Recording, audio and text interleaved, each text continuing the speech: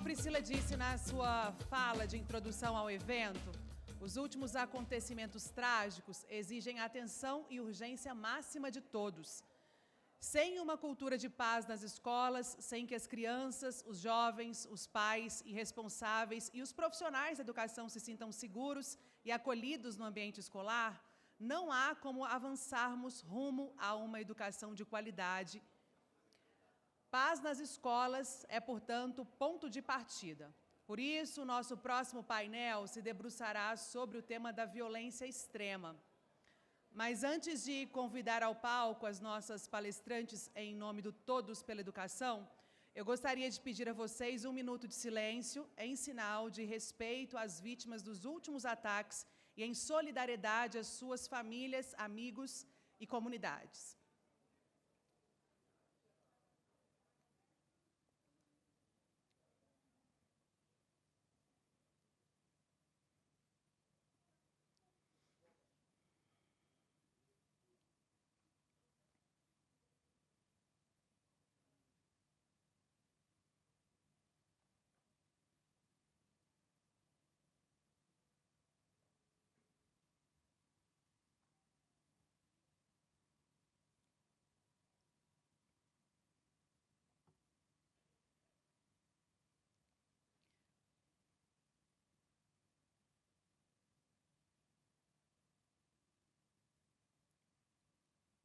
Bom, agora eu gostaria de pedir que todos retornassem aos seus lugares para que possamos dar sequência ao evento. Bom, e para fazer a mediação deste painel, convido a presidente da Associação de Jornalistas de Educação, Renata Cafardo.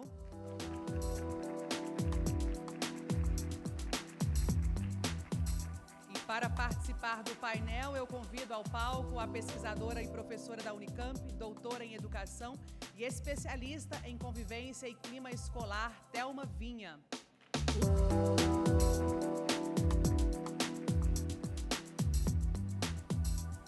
E a psicanalista, doutora em Psicologia e Educação pela USP, Ilana Katz.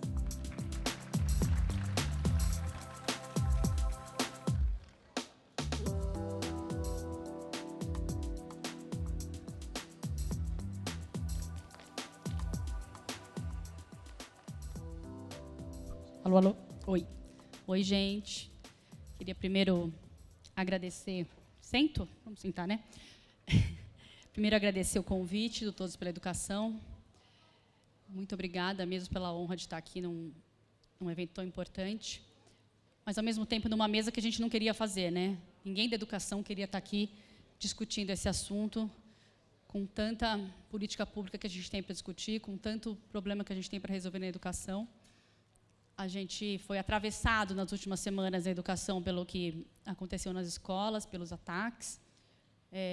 Nós todos, aqui eu sei que tem muitos gestores aqui, professores, nós como jornalistas de educação também fomos muito afetados por isso, passamos a discutir também a forma como a gente divulga esse tipo de ataque. Eu como mãe fui afetada, portanto, todos muito sensibilizados com esse assunto. E com um tema que não é só da escola, né? Que a solução não está só na escola, a culpa não é só da escola, mas também que a gente na educação tem muito o que fazer para ajudar a melhorar. E é por isso que eu estou aqui com essas duas feras profissionais que eu respeito muito, amigas até, de tanto que a gente fica conversando e tentando achar solução juntas, né? E é uma honra estar aqui com vocês. Obrigada mesmo. Eu vou, então, apresentar a Thelma, que ela vai fazer a apresentação dela aqui. Já aviso que é chocante, eu já vi. Então, falar só aqui o currículo da Thelma, para quem não conhece, doutora em Educação e professora da Faculdade de Educação da Unicamp, realiza pesquisa sobre a qualidade de convivência e do clima escolar, conflitos, violência, desenvolvimento moral e socioemocional e relações interpessoais na escola. Ela é coordenadora do grupo de estudos Ética, Diversidade e a Democracia na Escola Pública do Instituto de Estudos Avançados da Unicamp e coordenadora associada do Grupo de Estudos e Pesquisa em Educação Moral, o GPEM, da Unesp e da Unicamp. Obrigada, Thelma. Passo para você.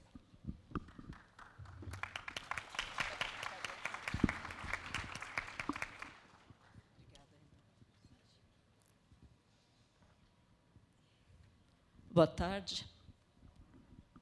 Eu queria agradecer o convite para poder compartilhar alguns estudos que nós temos desenvolvido com vocês. E eu estou aqui representando vários grupos de pesquisas e universidades também. Eu vim aqui para falar com vocês. E, enquanto universidade, grupo de pesquisa, estudando esses fenômenos, a gente queria também discutir alguns encaminhamentos, algumas propostas. E o objetivo desse evento também é ser propositivo, né? Só que, antes de discuti-las, de apresentá-las, e eu vou correr bastante, porque o tempo a gente sabe que é curto, a ideia é apresentar um pouco do fenômeno. Por que isso está acontecendo, que dados nós temos, para compreender o motivo das propostas, das ações que serão apresentadas. Bom, quando a gente fala de escola, é diferente um ataque violento a uma escola e o ataque violento a um ônibus. A escola... As pessoas que estão naquela escola, elas veem aquilo como identidade, elas frequentam todos os dias, faz parte da vida daquelas pessoas. Quando acontece um ataque nessa escola, é como se fosse assim, atacar a minha casa. Você tem uma reação em cadeia, além de toda a comunidade ser afetada, professores, funcionários, gestores, estudantes, famílias, a comunidade do entorno é afetada e todas as demais escolas. Quando uma escola é afetada, todas o são. E a gente, por isso que, inclusive, a escola é alvo, pela repercussão que dá, né? Vejam, em São Paulo, segunda-feira, quando houve naquela segunda em que houve o ataque à faca numa escola pública, a coordenadora tira a máscara do estudante e diz assim: eu tinha que tirar a máscara, porque não era possível ser um aluno nosso. Esse grau de violência é seríssimo, porque essas pessoas voltam para aqueles lugares. Então, a gente tem que olhar, e as consequências, que não dá tempo de dizer, em termos de adoecimento, tal, elas são severas, e não só para aquela escola, mas também para a comunidade do entorno. Bom, eu queria apresentar para vocês um mapeamento que nós fizemos, nós estávamos fazendo já há algum tempo, sobre a violência extrema nas escolas. Mas esse mapeamento, ele envolve, qual era o nosso foco? Estudantes e ex-estudantes. Então, nós investigamos justamente ataques de estudantes que são planejados, tá certo? Não é aquele ataque que eu estou brigando, vou lá, tiro um estilete, não. Que foram planejados. Então, estudantes atacam as suas escolas ou ex-estudantes voltam para a escola. O nosso foco principal, no fundo, o que a gente queria saber é por que a escola, qual o sentido que a escola tem. E isso era só uma parte do trabalho, porque a gente está desenhando propostas de prevenção, pós-venção, porque os protocolos internacionais eles não dão conta da complexidade da realidade no Brasil quando isso ocorre. Tá? Mas aí, eu quero mostrar para vocês alguns dados que nós tivemos. O primeiro caso, ele acontece na Bahia em 2002. Tá? Nos últimos 20 anos, nós identificamos 22 ataques cometidos por estudantes e ex-estudantes. Foram 23 escolas atingidas, tá? Porque em Aracruz, o mesmo autor do ataque, ele invade, ele ataca 2 escolas, e nós tivemos 19 escolas públicas, 4 particulares. Esse dado vai até final de março. Tá? Nós tivemos 35 vítimas fatais, sendo 23 estudantes. Bom, o que chama atenção? Dos 22 ataques em 21 anos, 9 ocorreram entre agosto do ano passado e março desse ano. Então, ele cresce absurdamente. E isso chamava muito a atenção. No segundo semestre, já isso estava pipocando e tinha algo errado. Porque, vejam que, se vocês olharem a linha do tempo, ela vai concentrando, tem outros dados, mas ela se concentra mais a partir do segundo semestre do ano passado. 12 desses estudantes, desses autores, eles usaram arma de fogo. Então, dos 22, 12 usam arma de fogo, sendo que 6 conseguiram arma em casa. A disponibilidade de arma favorece esse tipo de crime e ela aumenta a letalidade. Os ataques em que nós tivemos mais mortes, que são cultuados na subcultura extremista, é Realengo e Suzano. As imagens que eu vou mostrar para vocês e elas estão no PowerPoint, essas imagens, elas são retiradas do banco de dados da nossa pesquisa, das comunidades da internet. Então, elas, dos próprios meninos que interagem. Todas as que eu vou mostrar aqui, inclusive, tem o link, não existe mais, elas foram ainda bem retiradas, mas foram retiradas muitos meses depois. Mas são imagens que podem ser mostradas, né, a gente sabe disso, são imagens reais do submundo da internet. Uma das coisas que nós perguntamos é por quê? O que está acontecendo? É a escola? Então, nós investigamos IDEB, ocorrência de violência, infraestrutura. Não tem nada que justifique, porque é escola A e não escola B. Pode ser em qualquer escola. Não tem nada que diga por que foi essa. Tá? Além disso, os autores têm um perfil. Eles são jovens. O mais novo, a gente tinha 10 anos, e o mais velho, 25 anos. Eles são todos do sexo masculino, eles são todos brancos.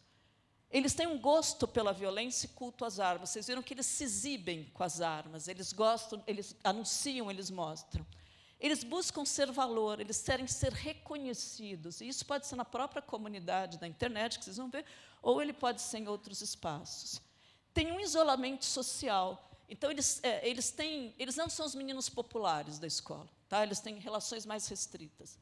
Eles também têm valores e concepções opressores. É misoginia, é machismo, é racismo. Então, isso cultua, isso vai fazer toda a diferença no que eu vou falar com vocês. Eles apresentam indícios de transtornos mentais, mas não diagnosticado, não tratado. Mas vejam, muito cuidado com isso, porque o problema não está no transtorno mental, mas o conteúdo machista, racista, etc., associado, de ódio associado a isso. Tá? Eles também não têm falta de perspectiva, falta de propósito, eles não se veem no futuro. Essa é outra informação importante, porque esses meninos, eles não têm nada a perder, vocês estão entendendo? Eles não têm o receio da segurança, porque eles não têm uma questão de propósito, de futuro. Bom, eles se articulam. Então, nós encontramos, só ver, acho que pulou. Faltou uma imagem. Bom, faltou o item 1. O que a gente encontra primeiro? Tá? A primeira coisa que a gente encontrou é que a escola, para todos eles, tem um sentido negativo. Eles foram vítimas de bullying, eles foram humilhados, foram excluídos, e, muitas vezes, eles voltam para aquela escola para se vingar. Mas, nos últimos tempos, nós temos encontrado, nos últimos anos, além da escola e além do planejamento, os adolescentes, eles são usuários de uma subcultura extremistas. Então, ele tem muita articulação, esses meninos, com os fóruns, com os chãs, com as comunidades mórbidas. Então, se antigamente, há pouco tempo atrás, pouco tempo atrás, para entrar na Deep Web, para entrar nesses fóruns, eu precisava da internet profunda, do Tor, era difícil. Atualmente, não. Isso tudo está na superfície da internet. Então, eles conseguem, eles não, nós, se vocês procurarem, vocês vão achar facilmente, no TikTok, principalmente Twitter, Discord, mesmo no Telegram, grupos que incentivam essas violências. Bom, vejam aqui, imersão de discurso. Nesses grupos, eles começam a funcionar como câmara de eco a discursos de ódio. Veja essa fala: ódio contra mulheres bonitas, ódio contra meninas bonitas. Minhas vítimas preferidas são garotas bonitas. Aqui, esse é o codinome que eles usam muito em homenagem ao autor de Suzano. Vejam aqui: estou aflito, estou cansado, estou angustiado, cheio de ódio, meus pensamentos. Então, isso é frequente nesses grupos. Bom, vejam aqui no Twitter, tá? O bullying acaba quando o tiro começa. Aqui, o Twitter também te dá indicação. Ele te diz quais perfis você deve seguir, semelhante àqueles que você está navegando. A gente tem visualizações, pessoas que curtem. Então, você tem todo um ambiente de incentivo a isso. Como é que eles são cooptados? Jogos online, Minecraft, chats, games. Então, o que acontece? O problema não é o jogo, é que no chat ele é convidado, a partir do que você xinga, eles brigam, aí no chat ele é reforçado e ele é convidado para isso. Aqui, ó, ele é convidado para ir para onde? Para essa plataforma, por exemplo, que é o Discord. Tá? Essa plataforma, gente, aqui eram Comunidades de brasileiros. Tá aqui, olha, você tem quanto tempo é comunidade? Columbine, Suzano, tá certo?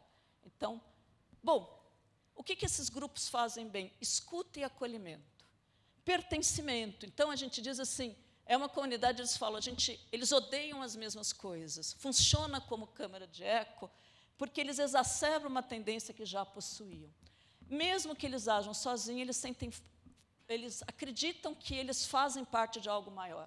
Vejam só o exemplo de fala. Morrer sempre será a melhor opção para sair dessa vida de merda que chamam de democracia.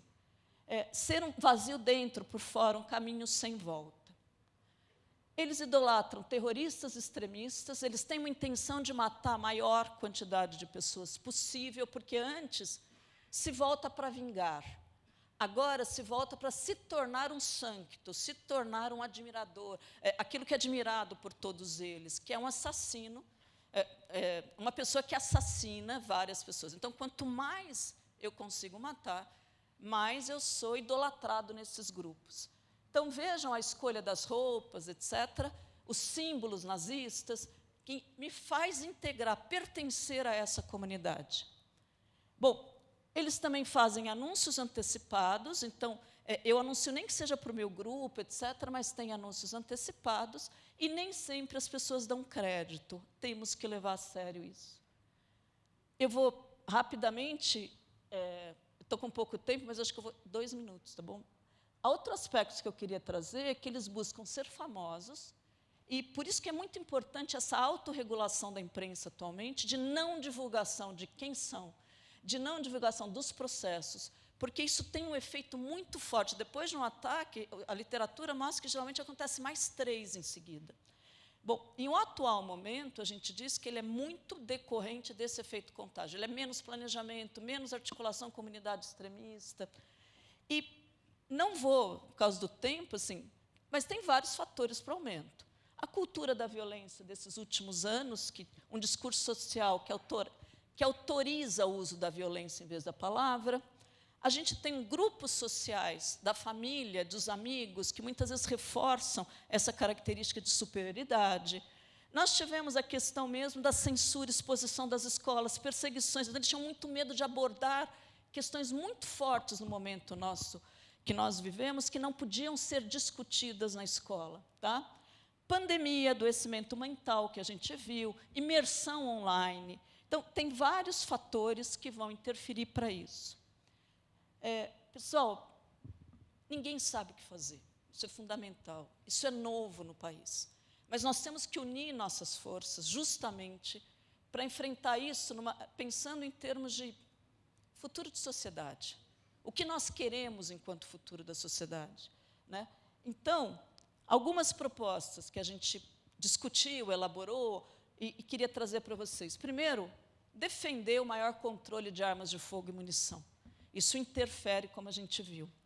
Aprovação de projetos de leis que visam uma maior regulação e responsabilização de plataformas das redes sociais.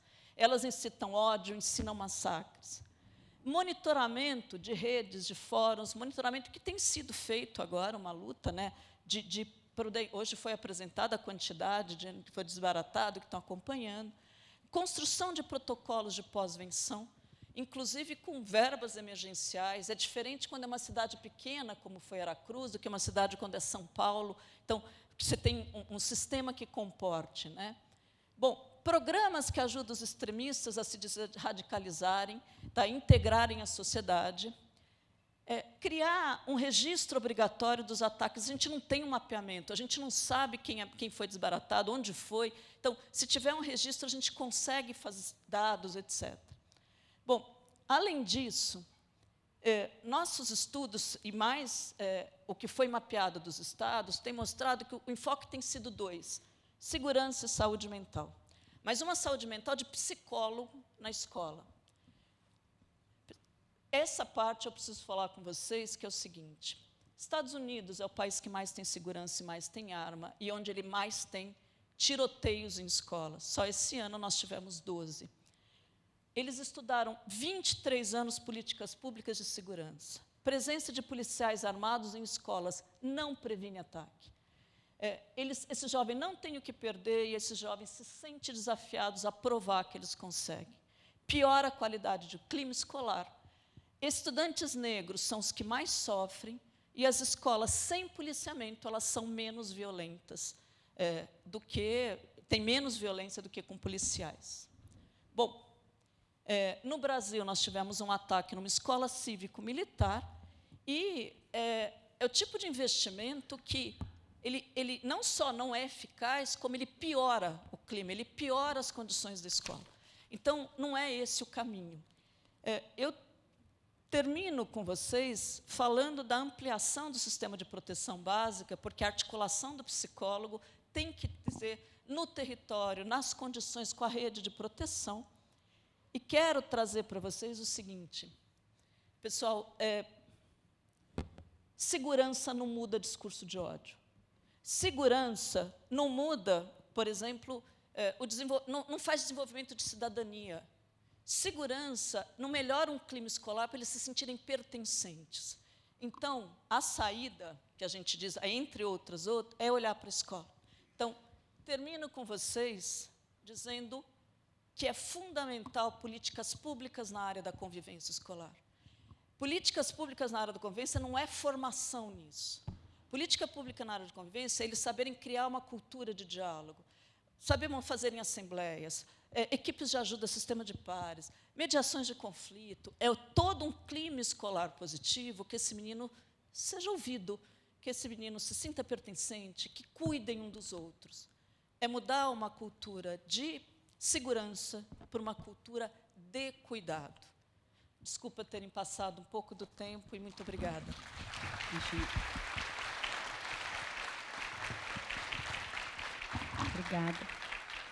Obrigada, Thelma.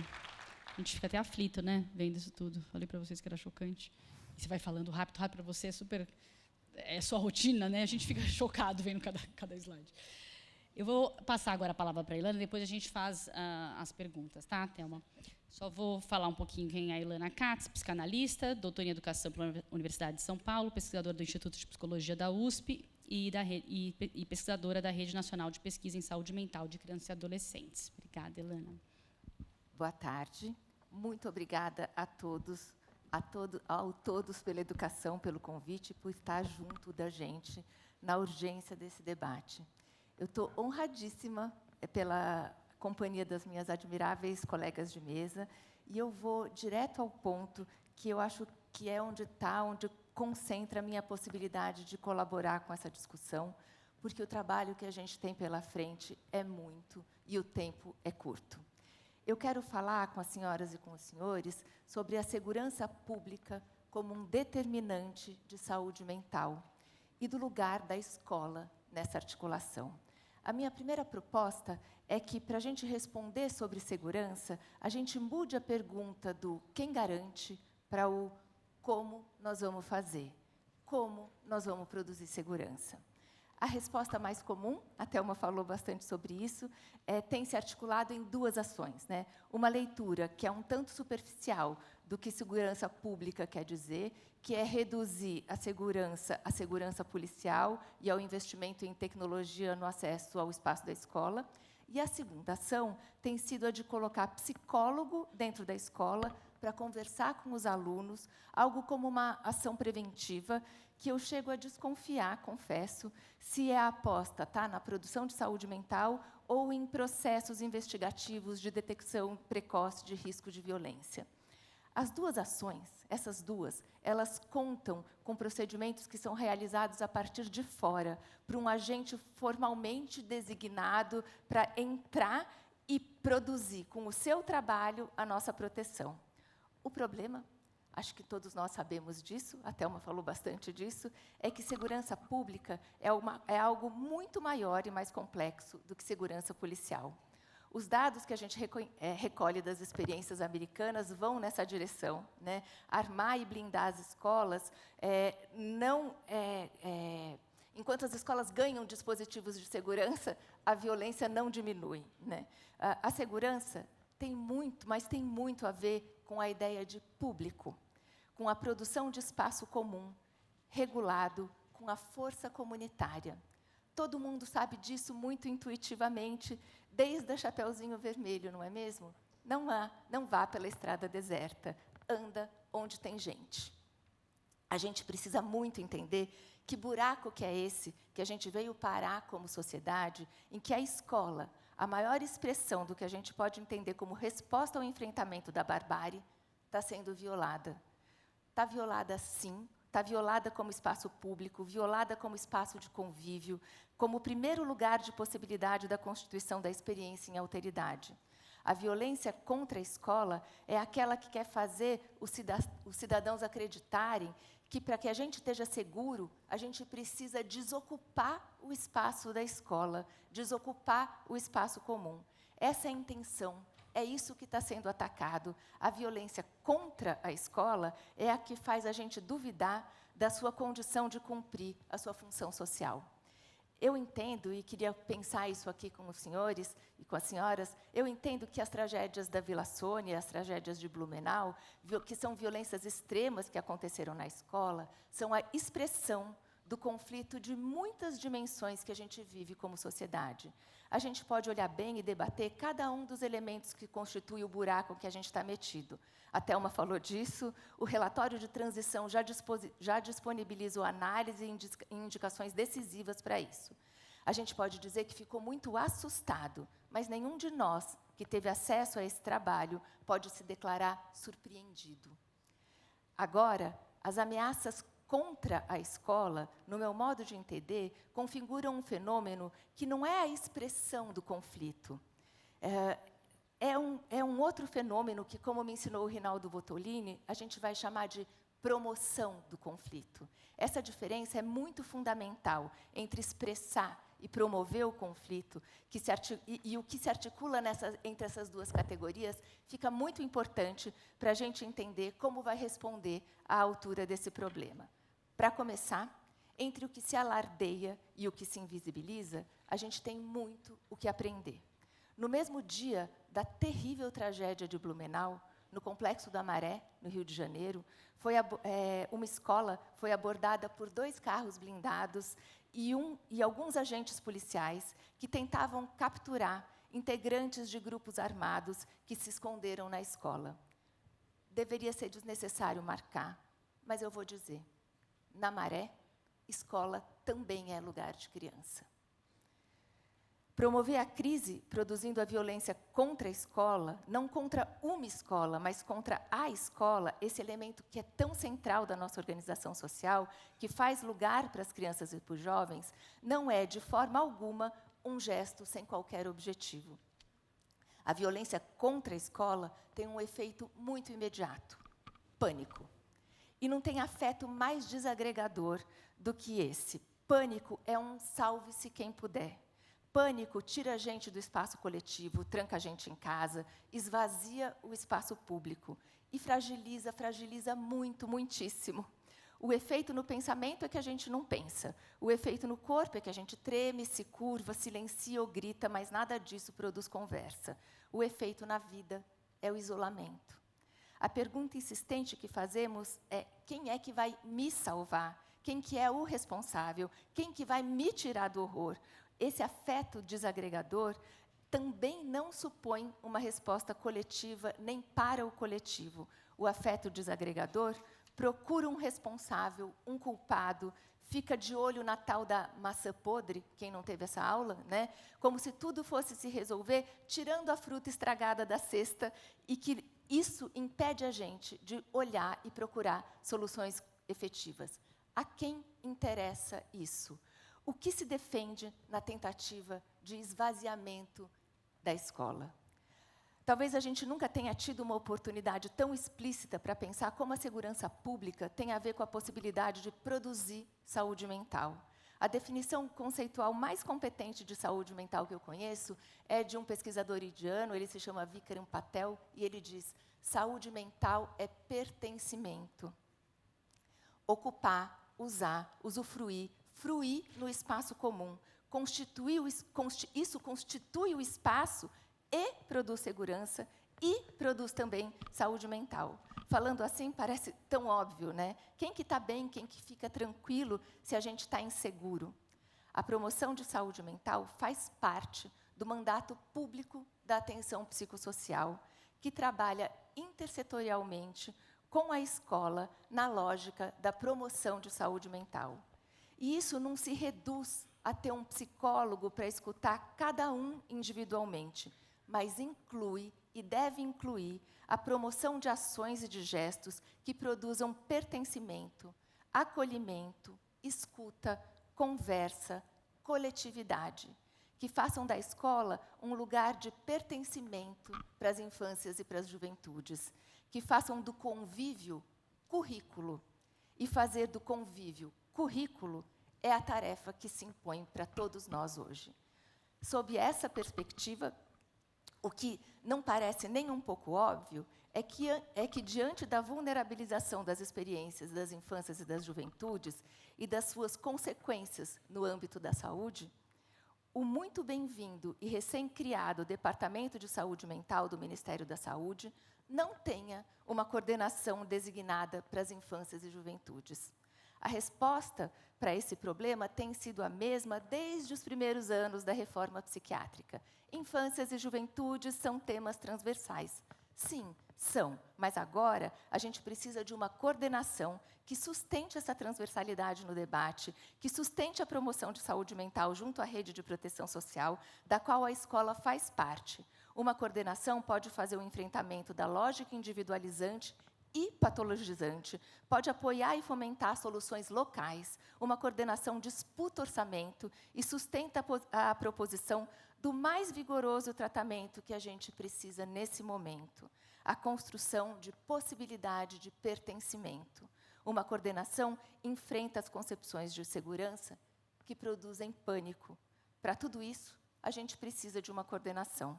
O que a gente deve para as nossas crianças e para os nossos jovens nesse momento é colocar toda a nossa força e todos os nossos recursos para sustentar a possibilidade de vivermos uns com os outros em segurança.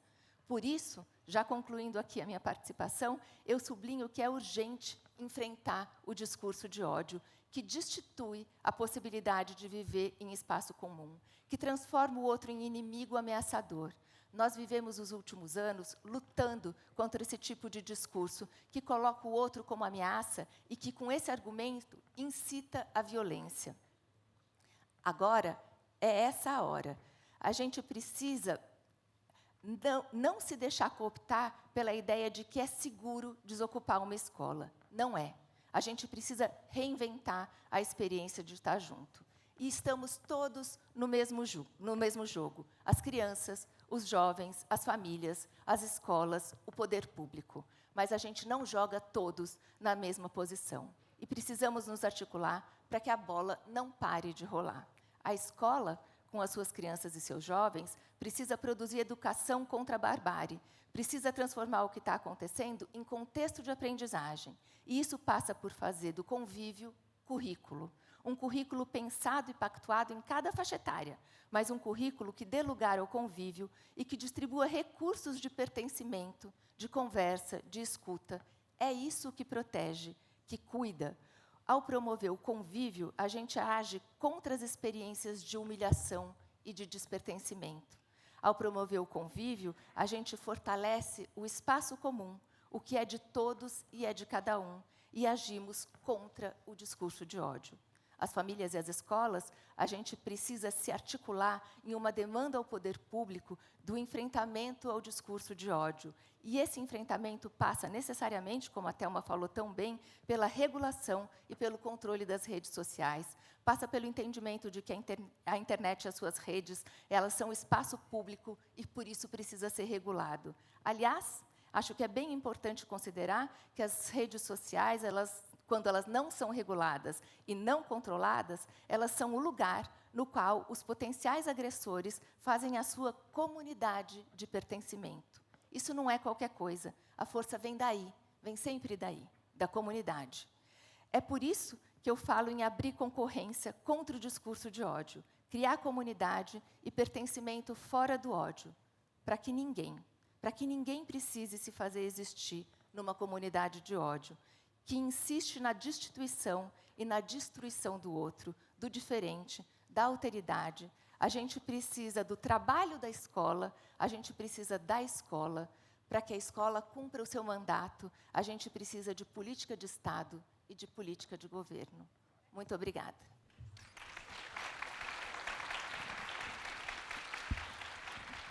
Obrigada, Ilana. Eu vou começar perguntando para a Thelma, como a gente tinha combinado.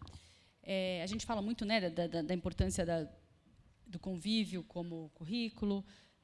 A Ilana estava falando, a Thelma falou muito também do que tem que não adianta só colocar mais policiais nas escolas. Eu queria que, se você conseguisse explicar na prática, porque aqui a gente tem muitos secretários de educação, gestores, professores, o que, de fato, a escola tem que fazer para promover essa cultura de paz que a gente tanto fala? Na prática, o que você diria? Tem algumas 3 medidas que você diria, se a escola tiver isso e aquilo, a gente está no caminho. E também como que o gestor consegue comunicar para as famílias e para as redes que isso é o importante, porque ficou muito complicado, o discurso veio em cima da segurança, a gente escuta famílias dizendo tem que ter um policial na porta da sala do meu filho, não adianta nem lá fora, né? Então, como comunicar? Eu acho que é um desafio dos comunicadores como nós, mas é desafio das autoridades também de comunicar da maneira correta para que a sociedade entenda que isso é necessário. As escolas estão em pânico e as famílias estão em pânico, e elas têm razão para estar, né? Porque dia 20 agora a gente sabe que é o dia do atentado de Columbine, então é importante que haja sim uma resposta no sentido de até uma percepção de que nós estamos cuidando.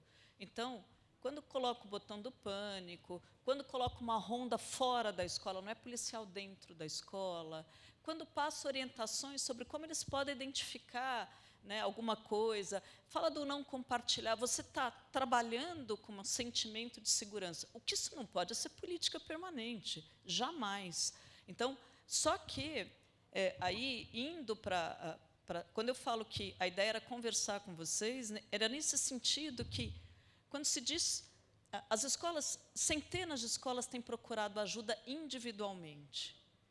Individualmente, você não consegue atender, mas se nós tivermos políticas na área da convivência ética, democrática, cidadã, como tem em outros países, via secretarias municipais, estaduais, via MEC, essas políticas, elas envolvem um conjunto de fatores nesse sentido, porque formação, Renata, ela é condição necessária, mas não é suficiente para mudar a cultura de escola. Porque na hora que eu estou implantando um programa anti-bullying, eu vou ter um monte de dificuldade. E eu preciso de suportes, eu preciso de comunidades que se apoiem, eu preciso saber onde eu estou errando. Então, quando a gente fala de política na área da convivência, é uma política que envolve a questão midiática, então vou trabalhar com eles, com os meninos curricularmente, os perigos da internet, como é que se radicaliza, tem a escuta com esses adolescentes, no sentido de, vamos falar, por exemplo, ele vai falar do nazismo, um absurdo, mas isso vai ser ouvido, porque eu começo, a desradicalização, gente, é pela conexão. Então, eu tenho que estabelecer a conexão e a escuta para poder transformar. Só que os nossos professores, eles não conseguem fazer isso se eles não tiverem não só preparo para isso, mas como acompanhamento para que isso seja implantado na ação. Além disso, você tem que criar, a gente diz que você cria 3 grandes vias, uma via institucional, uma via curricular e uma via relacional. O investimento é na melhoria da qualidade das relações, e a política pode levar a isso. Nas instituições tem espaços de quê? Assembleia constantemente entre os jovens, para eles falarem das suas dificuldades, pessoas preparadas para a mediação de conflito na escola, sistema de apoio entre pares, que são jovens, que cuidam uns dos outros, intervêm em situação de bullying, desenvolvimento de processos de como identificar a violência, como os professores se sentem aptos para lidar com os distintos problemas de convivência. Então, só encerrando, porque a via ainda que a gente fala curricular é quando essas questões são inseridas no currículo. Eu encerro dizendo que a gente está num momento em que usar medidas paliativas, não só não vai resolver o que nós estamos enfrentando, como vai piorar o que nós estamos enfrentando. Escola é lugar de saúde mental. Escola é lugar de promover o pertencimento, a escuta, o acolhimento. Mas, muitas vezes, isso não está na formação de base, isso não está na formação continuada, é um lugar de perpetuação das violências. Então, é isso também que nós temos que investir fortemente. Obrigada. Lana, se você quiser até complementar isso, um pouquinho de como trazer esse pertencimento para a escola, né? Você falou muito disso, mas às vezes fica só em teoria, a gente fala, tá, sim, a escola tem que ser o lugar de pertencer, o lugar de cultura de paz, mas às vezes os próprios professores não têm, como você disse, essa formação, ou eles reproduzem preconceitos, às vezes falam, né, ideias de senso comum, que às vezes não é interessante ali para aquele jovem. Então, a formação de professores é importante. E também queria que você entrasse na questão do transtorno mental, que vocês duas disseram que... Por que não é interessante isso de já diagnosticar esse agressor? Né? Muitas vezes a gente viu... o delegado disse que o cara que atacou em Blumenau é um psicótico, sei lá, veio com um diagnóstico. Por que não se pode só chamar atenção para isso nesse momento? E... algo que é muito parecido, por que só os psicólogos na escola também não são a solução? Renata, acho que vou começar pela primeira pergunta. O diagnóstico, né, produzido fora do contexto da saúde é violação, né, é agressão, para começar. O segundo problema é que a gente tem a gente tem tido, como sociedade, esse movimento de diagnosticar na direção de patologizar a experiência vivida. E qual que é o problema disso?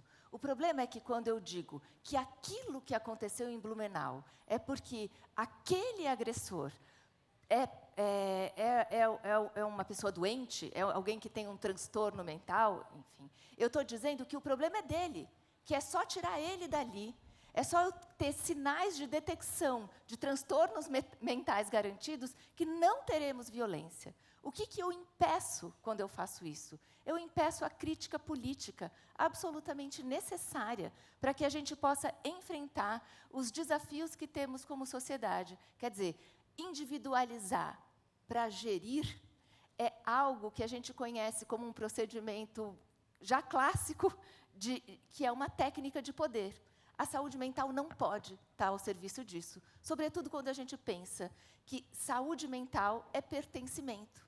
E pertencer tem a ver com, quando a gente fala, né, fazer do convívio currículo, isso quer dizer que a gente possa entender que as práticas de convívio, que a decisão, por exemplo, né, para a gente ir um pouco mais para a prática, parar uma aula para falar sobre violência, parar uma aula diante de um comportamento violento de um colega diante do outro, ou não parar uma aula, mas chamar aquela dupla para conversar depois, decidindo que a exposição produziria mais violência, né? Todas essas decisões que os educadores são absolutamente competentes para tomar, essas são decisões que vão contando para a gente como a gente resolve conflito.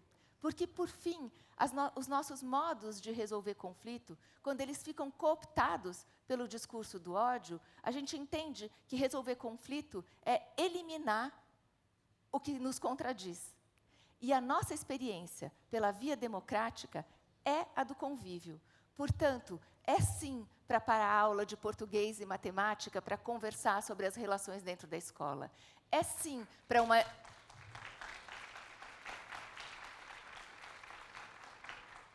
É sim para a hora que a gente vai conversar sobre a violência, a gente possa entender que um currículo antirracista é um currículo que convida ao convívio, no sentido de que a gente vai produzir conhecimento também a partir da verdadeira história brasileira, uma história brasileira afrocentrada, né?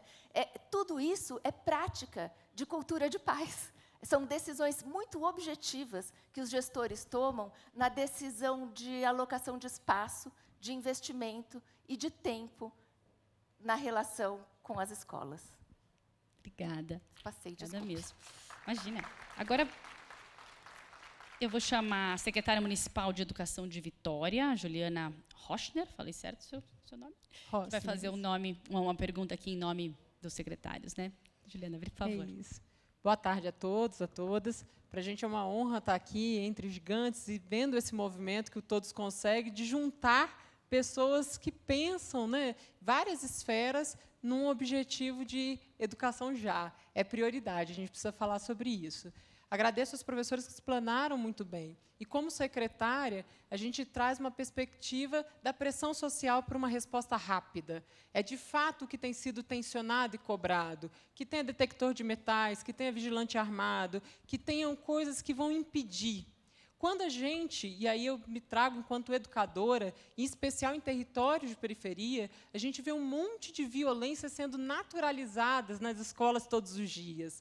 A ministra Tabata falou hoje muito bem, quando ela fala de um currículo antirracista e o quanto a gente ainda tem dessas violências de racismo, homofobia e tantas outras coisas que acontecem, são naturalizadas e, por vezes, sendo olhados como uma questão corriqueira. Isso faz parte. Essa brincadeira permanece. O bullying ainda como brincadeira em tantos espaços. Eu gostaria de perguntar às senhoras se tem alguma relação dentro dos estudos essa impunidade e essa naturalização das violências. O que vai nos caber também dentro da escola, porque isso é uma coisa que a gente precisa mudar já. Né? Pegando aí a ideia da educação já. Há muito tempo se discute isso, e agora a gente precisa, de fato, efetivar essas políticas públicas e mudar a cultura da escola, transformar todos os nossos espaços. Muito obrigada. Obrigada, secretária. Thelma, você quer começar? Respondendo para ela? Quem quiser. Você quer? Prefere você, Ilana? Tanto faz. Bem, vou tentar pegar pelo fim da conversa, né? Eu entendo que então, eu me desorganizei. Começa você, eu vou pensar mais um pouco. Vocês duas estão uma empurrando para a outra, né? É difícil, Desculpa, né? Mesmo gente, assunto. fiquei aqui desorganizada, perdi a pergunta. Obrigada, Juliana, pela pergunta, que é uma pergunta dificílima, né? E é uma pergunta necessária. A convivência, a humanização, porque a escola tem que humanizar, ela tem que ser humanizadora para isso, ela sempre foi periférica no nosso país, nunca foi valorizado, de fato. O clima escolar ele não tem que vir para melhorar a nota, ele tem que vir porque as pessoas precisam se sentir bem naquela escola. E a convivência é a aprendizagem da cidadania, a aprendizagem do fortalecimento, o fortalecimento dos valores democráticos. Valores democráticos numa sociedade diversa, numa sociedade plural. E esses crimes, eles são motivados por ódio. E o ódio não começa pelo ódio, ele começa nas microviolências diárias. E essas microviolências não são identificadas mesmo, porque a gente naturaliza. A gente acha que aquela brincadeira, a violência, né, o racismo recreativo é visto como uma brincadeira. Só que, por exemplo, quando o estudante ele coloca um bombril para uma professora e todo mundo ri, e ele é expulso da escola, você individualiza uma questão que é coletiva. Eu não posso, enquanto escola, eu tenho que dizer, espera lá, se ele fez isso, todos nós aqui somos responsáveis. Né? Os que riram também são. Não é no sentido de punir, é no sentido que o conflito é oportunidade de aprendizagem. Ele te dá pistas sobre aquilo que eu preciso trabalhar. E não trabalhar de palestrinha, de discurso, mas, de fato, de algo que nos falta, que precisa ser melhorado. Então, tem uma outra questão importante, que eu naturalizo a violência quando eu desconheço aquilo. Muitas vezes, quando eu transformo aquilo em palavra, eu nomeio, é que eu começo a identificar aquele mal-estar. Nós trabalhamos numa escola que, quando nós avaliamos o bullying, ele quase não tinha bullying na escola. E a gente sabe que toda escola tem, ele é um fenômeno escondido, né, dos adultos. E por isso que você tem que ter diagnósticos, intervenção. Mas o que foi interessante é que, depois de um trabalho em que eles identificaram os diferentes tipos de preconceito, os bullying que acontecia, eles mapearam, o bullying sobe. Mas ele sobe, eles brincaram que a gente levou o bullying para a escola, mas, na verdade, eles sobem porque aquilo que estava velado, aquela violência vista como natural, ela passa a ser identificada e, portanto, é possível intervir. Quando é fundamental que os profissionais da escola, porque nunca uma convivência é direcionada a alunos, mas para nós da instituição, eles estudem e identifiquem os diferentes tipos de problema de convivência, aqueles que só perturbam, aqueles que se traduzem em violências, porque as intervenções são distintas. E as intervenções, elas têm que estar tanto no âmbito curricular, de pensar sobre aquilo como objeto de conhecimento, mas principalmente nas ações, na vivência, nas intervenções, não permitindo que aquilo aconteça. E eu encerro dizendo que a convivência atualmente já se tem muitos conhecimentos que mostram que a convivência pode ser planejada, como qualquer outra área, você consegue fomentar intencionalmente a qualidade, mas é um processo que é coletivo também. Então, não é eu vou focar no professor, eu vou focar no aluno, não. Mas, a partir das formações, dos processos de implantação, de transformação daquela cultura, das comunidades entre os gestores, etc., porque você tem que avançar enquanto rede, não enquanto escola isoladamente, se consegue cada vez mais colocar isso em ação, e essas violências escondidas vão sendo cada vez mais identificadas e trabalhadas. A gente está falando do nosso futuro mesmo, de cidadania, de fortalecimento de uma sociedade democrática. Eu lembrei, obrigada, a palavra que eu queria pegar da tua pergunta, que é esse, mas era só brincadeira, né? Era só brincadeira. O que a gente vai fazer dentro de uma escola quando alguém viola os princípios de direitos humanos, mas era só brincadeira? Era só uma conversinha entre duas crianças pequenas. O que a gente vai fazer dentro da escola, né? A primeira coisa, que eu tenho ouvido isso muito, acho que você deve estar ouvindo isso também, Thelma, é que isso incita uma cultura punitiva, né? E a gente sabe, inclusive em trabalhos que são absolutamente decisivos e de estudos avançados em violência contra a mulher, de que trabalhar com a vítima é absolutamente essencial, mas a gente não avança na cultura sem trabalhar com o agressor, né? Então, dentro de uma escola, a missão é educativa. A gente não vai trabalhar com judicialização de processos dentro da escola, por princípio, eu entendo assim. A gente vai entender o que está acontecendo naquela... É só brincadeira, porque brincar é coisa séria quando a gente fala de crianças e jovens. Brincar é discurso, brincar é pensar, brincar é modo de dizer.